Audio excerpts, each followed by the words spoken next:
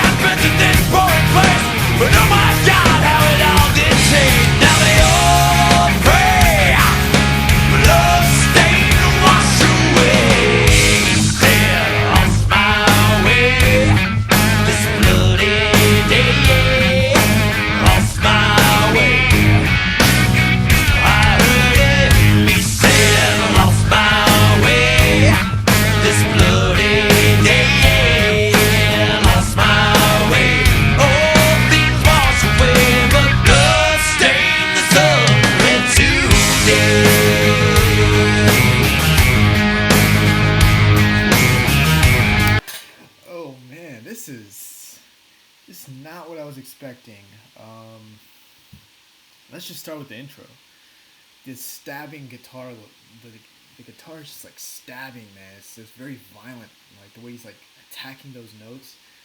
It's like how I play when I'm angry, you know what I'm saying? It's like, just really bite those strings, man. I don't know. And I think, shout out to the rhythm section of this whole album, man. Lars and Jason, they hold it down. I mean, nothing's too overly complex, but they hold a solid groove in a lot of these tracks, man. From King Nothing to, you know, the last song even, Thorn Within, you know, all these types of tracks, man. They have a solid groove, particularly in the intro, man. It sets the tone really nicely. But yeah, again, this is lyrically, I think this is something that you always kind of expect Metallica to write a song about, but they haven't really gotten to it yet.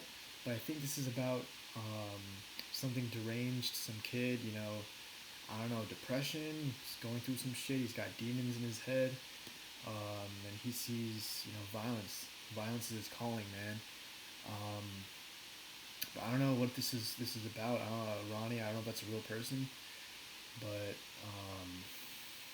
yeah, man, this is this is killer. This is killer. I think this is very. I was expecting this to be half like a filler track. There were a couple tracks on this album where I thought I was kind of iffy. It was like filler songs, whatever. You know, wait for the next one to be, you know, kick ass. But this is kick ass. I thought this would be like a filler before Outlaw Torn. This is great. This is really good.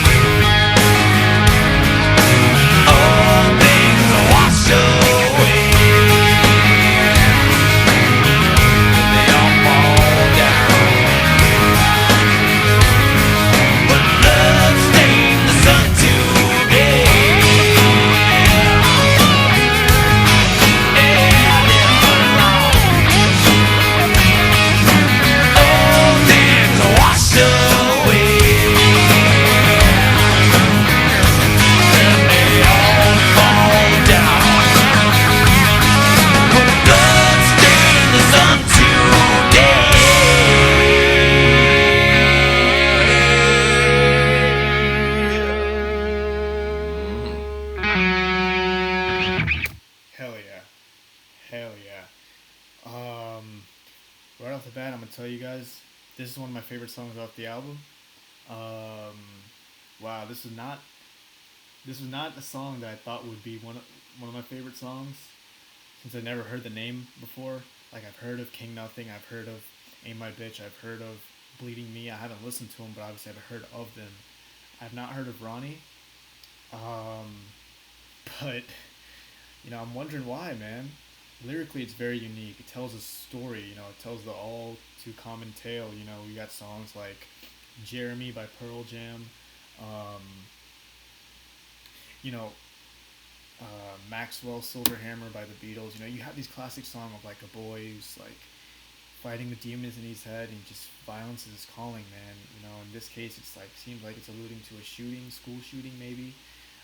But I don't know. Someone, Ronnie Long snaps. He snaps, and then that's it, man. And very catchy, very infectious bass line.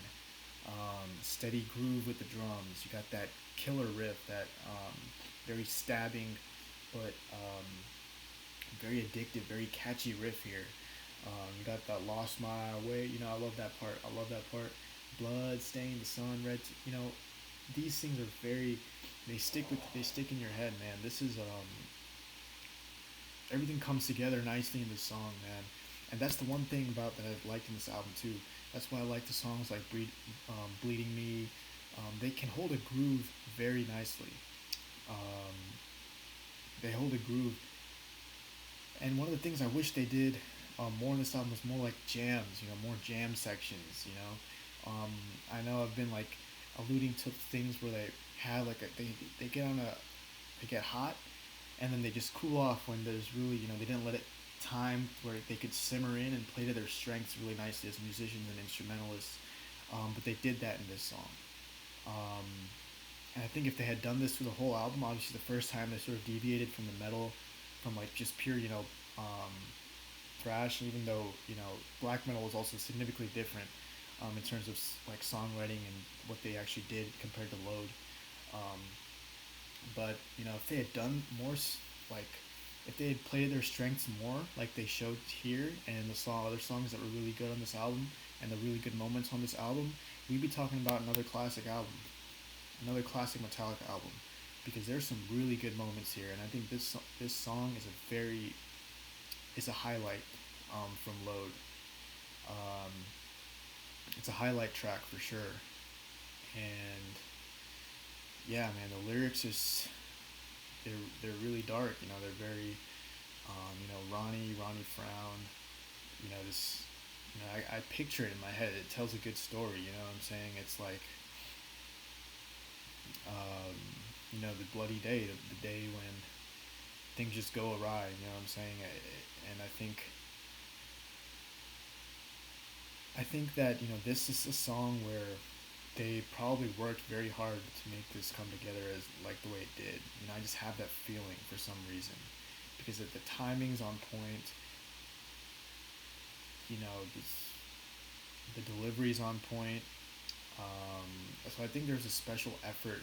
I'm just making a guess here, that went into this song, specifically because they wanted to tell a distinct message that they haven't really done before. You know what I mean? Again, very cinematic, very nice. It reminds me of like again, something you would see in like a soundtrack. What I'm saying, like a movie trailer type of thing. Um, but yeah, yeah, a lot to love about this track, and also finally, the bluesy stuff, the bluesy leads that Kirk's playing is really good. He didn't play it a slide, but I think it really he circled back to some of the things he did with the leads and like the earlier tracks on this album. This very bluesy type of licks. I think nothing. He's not overplaying, nothing too complicated, but it's very groovy. And towards the end, where it starts to jam out a little bit, and then James sort of talks over those talking verses. I think what was it? Yeah, now we all when he's talking about we'll all green things die when Ronnie moved to this place, when he's talking, that sort of interlude, the little licks he was playing in the background, they're just having fun with it, man. It sounds like they're having like a lot of fun with it, just throwing stuff in there, but it sounds good, it sounds catchy, it's on beat. um, and that's just goes to show you, man, simplicity, the basic things are what really kick ass. You know what I'm saying? It can really kick ass, and that's what they did in this track. So there you go, guys. Ronnie, definitely a highlight on this album. One of my favorite songs off Load for sure. Definitely a hidden gem yet again. Um, but yeah, everything was good. Everything was good in this song. So that's it for me, guys. The Sandman checking out. We got one more to go. I'm gonna post the reaction tomorrow from the Outlaw Torn. Um, but yeah, Load. Nice, man. This definitely raised the stock off the album for sure. That's Ronnie for you. Sandman checking out. Peace.